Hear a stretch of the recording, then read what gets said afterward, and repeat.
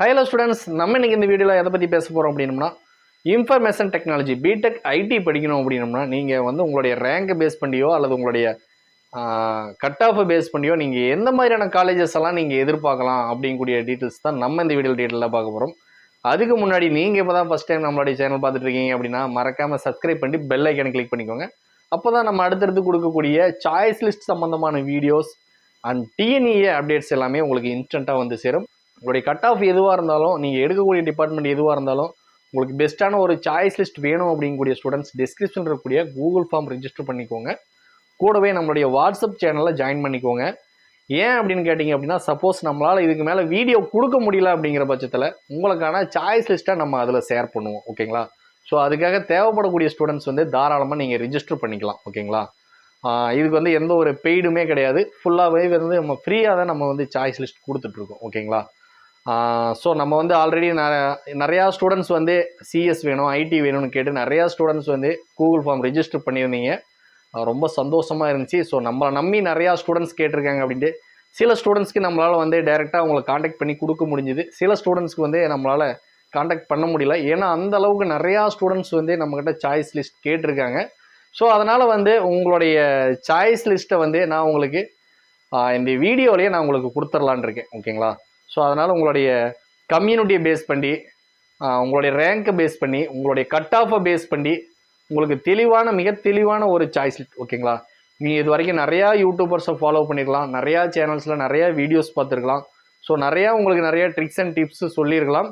இருந்தாலுமே நம்ம வந்து ஒரு படி மேலே போய் உங்களுக்கு தெளிவான ஒரு சாய்ஸ் லிஸ்ட். ஓகேங்களா? அதாவது 3 ரவுண்டு மாணவர்களுமே, நீங்கள் ஃபஸ்ட் ரவுண்டாக இருந்தாலுமே சரி, செகண்ட் ரவுண்டாக இருந்தாலுமே சரி, அல்லது நீங்கள் தேர்ட் ரவுண்டில் வரக்கூடிய ஸ்டூடெண்ட்ஸாக இருந்தாலுமே சரி, உங்களுடைய கட் ஆஃப் வந்து 200 இருந்தாலும் சரி, அல்லது வந்து உங்களுடைய கட் ஆஃப் வந்து 78 இருந்தாலுமே சரி, நீங்கள் வந்து உங்களுடைய மார்க்குக்கு என்னென்ன காலேஜஸ் வந்து கிடைக்கும், லாஸ்ட் இயரில் வந்து எப்படி காலேஜஸ் எல்லாம் கிடைச்சிருக்கு அப்படிங்கிறத பேஸ் பண்ணி நம்ம வந்து ஒரு சாய்ஸ் லிஸ்ட்டை வந்து இந்த வீடியோவில் கொடுக்க போகிறோம். ஓகேங்களா? அதே போல் நீங்கள் இந்த வீடியோவை ஸ்கிப் பண்ணி பார்த்தீங்க அப்படின்னா நம்ம என்ன சொல்ல வரோம் அப்படிங்கக்கூடிய விளக்கம் வந்து உங்களுக்கு புரியாது. ஸோ நீங்கள் லாஸ்ட் வரைக்கும் பார்த்தீங்க அப்படின்னா மட்டும்தான் உங்களுக்கு நம்ம என்ன சொல்கிறோம் அப்படிங்கிறது புரியும். ஓகேங்களா? அதாவது நீங்கள் புதுசாக நம்ம சேனல் பார்த்துட்ருக்கீங்க அப்படின்னா நீங்கள் நம்ம சொல்லக்கூடிய விஷயங்களை தெளிவாக உள்வாங்கிக்கிட்டு அதுக்கப்புறம் நீங்கள் வந்து சாய்ஸ் லிஸ்ட்டை பார்க்கலாம். ஓகேங்களா? நம்ம இந்த வீடியோவில் பார்த்தீங்க அப்படின்னா நம்ம வந்து பிடிஎஃப் வந்து கொடுத்துருக்கோம். டிஸ்கிரிப்ஷனில் வந்து பிடிஎஃப் கொடுத்துருக்கோம். கம்யூனிட்டி வைஸ் உங்களுடைய ஓப்பன் கேட்டகரியில் இருந்தீங்க அப்படின்னா உங்களுக்கு என்னென்ன காலேஜஸ் வந்து கிடைக்க போகுது, அதே போல் வந்து நீங்கள் பிசி கேட்டகரியில் இருந்தீங்கன்னா உங்களுக்கு என்னென்ன காலேஜஸ் கிடைக்கும், அதே போல் நீங்கள் எம்பிசி கேட்டகரியில் இருந்தீங்க அப்படின்னா உங்களுக்கு என்னென்ன காலேஜஸ் கிடைக்கும் அப்படிங்கிறது வந்து நம்ம இந்த 7 கேட்டகரி ஸ்டூடெண்ட்ஸுக்குமே நம்ம வந்து பிரிச்சிட்டோம். ஓகேங்களா? நம்ம வந்து எல்லோருக்குமே வந்து உங்களுக்கு 150 இருந்தால் இந்த காலேஜ், 160 இருந்தால் இந்த காலேஜ், 170 இருந்தால் இந்த காலேஜ் அப்படின்ட்டு அப்படியே ஜென்ரலாக இல்லாமல் ஒவ்வொரு ஸ்டூடெண்ட்டுக்குமே, ஒவ்வொரு கேட்டகரி ஸ்டூடெண்ட்டுக்குமே உங்களுடைய ரேங்க் பேஸ் பண்ணி நம்ம வந்து ஒரு பிடிஎஃப்பை வந்து பிரித்து உங்களுக்கு வந்து நம்ம டிஸ்கிரிப்ஷனில் கொடுத்துருக்கோம். சரிங்களா? உங்களுடைய கம்யூனிட்டி பேஸ் பண்ணி நீங்கள் எந்த கம்யூனிட்டியாக இருந்தாலும் நீங்கள் அதை எடுத்து பார்த்துக்கலாம். ஓகேங்களா? அதே போல் நீங்கள் எந்த ரவுண்ட் ஸ்டூடெண்ட்ஸாக இருந்தாலும் சரி, நீங்கள் ஃபஸ்ட் ரவுண்டாக இருந்தாலும் சரி, செகண்ட் ரவுண்ட், தேர்ட் ரவுண்டு, எந்த ரவுண்ட் ஸ்டூடெண்ட்டாக இருந்தாலுமே நீங்கள் அந்த சாய்ஸ் லிஸ்ட்டை எடுத்து பார்த்துக்க முடியும். ஸோ நமக்கு வந்து கட் ஆஃப் அப்படிங்கிறது இந்த வருஷம் வந்து லாஸ்ட் இயரை கம்பேர் பண்ணும் பொழுது நமக்கு கூடுதலாக இருக்குது. ஓகேங்களா? அதாவது இன்க்ரீஸ் ஆகிருக்கு. அதனால் நம்ம வந்து கட் ஆஃபை பேஸ் பண்ணி நம்ம ஆல்ரெடி வந்து நமக்கு போன வருஷம் இந்த கட் ஆஃப் இருந்துச்சு, அதனால் இந்த காலேஜ் கிடைக்கும் அப்படிங்கிற மாதிரி நம்ம முன்கூட்டியே நம்ம ஒரு சாய்ஸ் லிஸ்ட்டை ப்ரிப்பேர் பண்ணியிருப்போம்.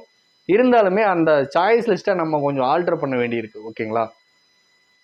ஏன்னா கட் ஆஃப் வந்து நமக்கு இன்க்ரீஸ் ஆகிருக்கு அப்படிங்கிற பட்சத்தில் நம்ம cut off last year cut ஆஃபை பேஸ் பண்ணி நம்ம சாய்ஸ் லிஸ்ட்டை ப்ரிப்பேர் பண்ணோம் அப்படின்னோம்னா அது கொஞ்சம் நமக்கு வந்து கிடைக்குமா அப்படிங்கிறது சந்தேகம். ஸோ அதனால் ரேங்க் நமக்கு அடுத்ததாக வந்து ரேங்க் எப்பயுமே நமக்கு ஃபஸ்ட்டு வந்து ரேங்க் தான் ப்ரிஃபரன்ஸ். ஓகேங்களா? ஸோ அந்த ரேங்க்கை பேஸ் பண்ணி நம்ம கொடுத்துருக்கோம்.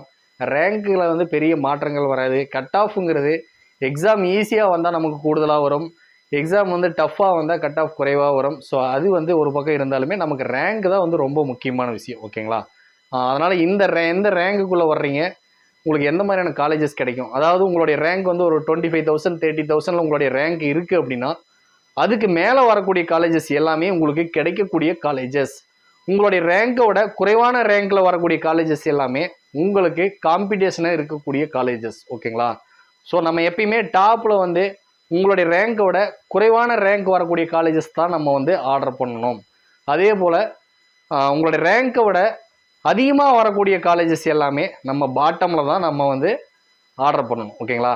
ஏன்னா அதிகமாக உங்களுடைய ரேங்கை விட அதிகமாக வரக்கூடிய காலேஜஸ் தூக்கி நீங்கள் டாப்பில் வச்சிங்க அப்படின்னா உங்களுக்கு ஃபர்ஸ்ட் சாய்ஸ்லேயே அது லாக் ஆகிறதுக்கான வாய்ப்பு 99% இருக்குது. ஓகேங்களா? அதனால் நீங்கள் உங்களுடைய மார்க்கை பேஸ் பண்ணி தான் ஒரு சாய்ஸ் லிஸ்ட் வேணும் அப்படிங்கக்கூடிய ஸ்டூடெண்ட்ஸ் வந்து உங்களுடைய ரேங்கை விட குறைவான ரேங்க்கில் வரக்கூடிய காலேஜஸ் தான் நீங்கள் எப்பயுமே டாப்பில் ஆர்டர் பண்ணணும். ஓகேங்களா? ஸோ இது உங்களுக்கு தெளிவாக புரியும்னு நினைக்கிறேன். நீங்கள் அதுபோக உங்களோட அந்த பிடிஎஃப் எடுத்து பார்த்தீங்க அப்படின்னா உங்களுக்கு தெளிவாக புரியும். ஸோ உங்களுடைய ஃப்ரெண்ட்ஸ் எல்லாம் இருந்தாங்க, ஏன்னா எல்லோருமே வந்து இந்த சாய்ஸ் லிஸ்ட் வந்து ஒரு பெரிய சவாலாக இருக்குது ஸ்டூடெண்ட்ஸுக்கு. சார் இந்த காலேஜை மேலே போடலாமா, இந்த காலேஜை மேலே போடலாமா, எதை பாட்டமில் வைக்கிறது, எதை வந்து நம்ம மிடில் வைக்கிறது அப்படின்ட்டு பெரிய கன்ஃபியூஷனாக நிறையா ஸ்டூடெண்ட்ஸ் வந்து இருக்கீங்க. ஸோ நிறையா ஸ்டூடெண்ட்ஸ் வந்து அவங்களுக்கு ஒரு கிளாரிஃபை இல்லாமல் நிறையா சேனல்ஸ் வந்து நீங்கள் பார்த்துட்டு வந்துட்டு இருக்கீங்க. ஸோ இந்த அளவுக்கு எந்த சேனல்ஸ்லையாச்சும் உங்களுக்கு சாய்ஸ் லிஸ்ட் கொடுத்துருந்தாங்க அப்படின்னா நீங்கள் அதை கமெண்ட் பண்ணுங்கள். அதே போல் நம்ம கொடுத்துருக்கக்கூடிய பிடிஎஃப்பில் ஏதாவது சின்ன முரண்பாடு இருந்துச்சு அப்படின்னா நீங்கள் அதை தாராளமாக கமெண்டில் மென்ஷன் பண்ணுங்கள். ஸோ அது என்ன அப்படிங்கிறத செக் பண்ணி நாம் அதை கிளாரிஃபை பண்ணிக்கலாம். ஸோ ஏதாவது மிஸ்டேக் இருக்கோ, அல்லது வந்து ரேங்க்கில் ஏதாவது மிஸ்டேக் இருக்குது, அல்லது ஒரு கட் ஆஃபில் வந்து மிஸ்டேக் இருக்குது, அல்லது கவுன்சிலிங் கோடில் வந்து ஏதாவது ஒரு மிஸ்டேக் இருந்துச்சு அப்படின்னா நீங்கள் தாராளமாக மென்ஷன் பண்ணுங்கள். அது என்ன அப்படிங்கிறத நான் செக் பண்ணி அதை நான் வந்து உங்களுக்கு கிளாரிஃபை பண்ணிடுறேன். அதே போல் வந்து இந்த வீடியோவை வந்து கம்பல்சரி உங்களுடைய ஃப்ரெண்ட்ஸுக்கு, அட்லீஸ்ட் உங்களுடைய ஸ்கூல் குரூப்புக்கு, ஏதாவது ஒரு குரூப்புக்கு ஷேர் பண்ணுங்கள். அல்லது நீங்கள் வந்து ஏதாவது ஒரு வீடியோவை ஒரு நாள் வந்து நீங்கள் வாட்ஸ்அப்பில் ஸ்டேட்டஸாக வைங்க. ஓகேங்களா?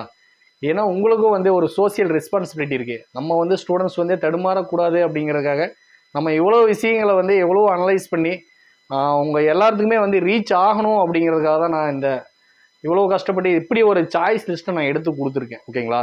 ஸோ நீங்கள் ஒரு ஸ்டேட்டஸ் வச்சு 2 ஸ்டூடெண்ட்ஸ் வந்து அதை பார்த்தாலுமே, அட்லீஸ்ட் ஒரு ஸ்டூடெண்ட்ஸ் வந்து அதை பார்த்தாலுமே நீங்கள் அவங்களுக்கு சாய்ஸ் லிஸ்ட் கொடுக்கறதுக்கு ஈக்குவல். ஓகேங்களா? ஸோ அதனால் வந்து நான் சேனலோடைய வியூஸுக்காக நான் இதை சொல்லலை. இன்னொரு ஸ்டூடெண்ட்ஸ்க்கு வந்து கண்டிப்பாக கிடைக்கும். நம்ம அடுத்தடுத்து நீங்கள் பிடிஎஃபாக எடுத்து ஷேர் பண்ணிங்கன்னா வச்சுக்கோங்களேன், அவங்களுக்கு அந்த ஒரு விஷயம் மட்டும்தான் தெரியும்.